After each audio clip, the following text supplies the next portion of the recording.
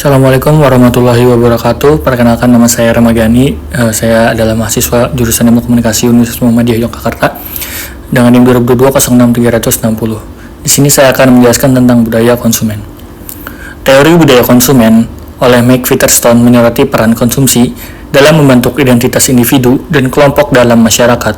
Ia mengemukakan bahwa konsumsi bukan hanya sekedar pemenuhan kebutuhan fisik, tetapi juga merupakan suatu bentuk ekspresi budaya yang kompleks. Featherstone menekankan pentingnya simbol gaya hidup dan citra dalam proses konsumsi sebagai elemen-elemen yang mempengaruhi cara individu membangun identitas mereka dalam masyarakat. Kemudian ada perspektif teori. Yang pertama ada perspektif kritis, perspektif interpretatif, dan perspektif ekspresif. Perspektif kritis sendiri mengacu pada analisis kritis terhadap budaya konsumen, menyoroti aspek-aspek seperti kapitalisme, ketidaksetaraan, dan konsekuensi sosial ekonomi dari konsumsi. Kemudian ada perspektif interpretatif, fokus pada makna yang diberikan oleh individu terhadap produk dan pengalaman konsumsi. Ini mencakup pemahaman bagaimana konsumen memberikan interpretasi pribadi terhadap barang dan layanan. Kemudian ada perspektif ekspresif, menekankan bagaimana konsumsi dapat dianggap sebagai bentuk ekspresi dan diri. Konsumsi dilihat sebagai cara individu menyampaikan identitas dan nilai-nilai mereka melalui barang dan gaya hidup yang mereka pilih.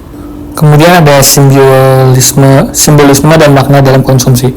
Featherstone memperkenalkan konsep bahwa konsumsi tidak hanya mengenai pemenuhan kebutuhan fisik, tetapi juga mengandung dimensi simbolis yang kaya. Barang dan gaya hidup tidak hanya diartikan sebagai objek fisik, melainkan sebagai simbol yang membawa makna mendalam. Pemaknaan simbolisme ini menciptakan landasan untuk komunikasi simbolis yang melibatkan individu dalam proses budaya yang lebih luas. Kemudian ada identitas dan ekspresi diri. Pentingnya identitas dalam teori Featherstone menjadi jelas ketika dia menyoroti bagaimana konsumsi membentuk dan mengekspresikan identitas individu dan kelompok sosial. Pilihan konsumsi tidak hanya mencerminkan preferensi dan gaya hidup, tetapi juga berfungsi sebagai bentuk ekspresi diri. Barang dan layanan yang dipilih menjadi elemen kritis dalam membentuk citra diri yang diinginkan oleh individu. Kemudian ada pengaruh globalisasi. Konsep globalisasi memainkan peran sentral dalam teori budaya konsumen Featherstone. Dia menyoroti bagaimana produk dan ide tersebar di seluruh dunia, menciptakan pengalaman konsumsi yang terkoneksi secara global.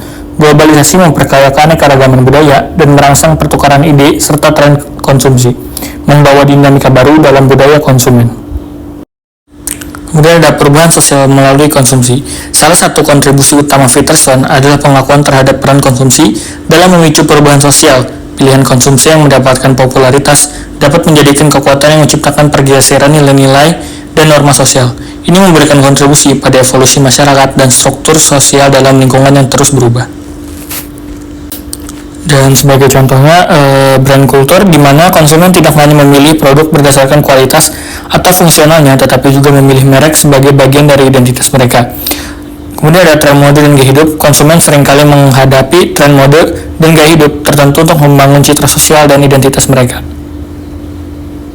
Kesimpulannya, teori budaya konsumen Mike Featherstone menandai pandangan holistik terhadap konsep konsumsi dalam masyarakat modern dengan memfokuskan pada simbolisme, identitas, dan peran transformasionalnya. Featherstone memberikan landasan konseptual untuk memahami bagaimana konsumsi tidak hanya memenuhi kebutuhan praktis, tetapi juga menjadi kekuatan yang membentuk tatanan sosial dan budaya.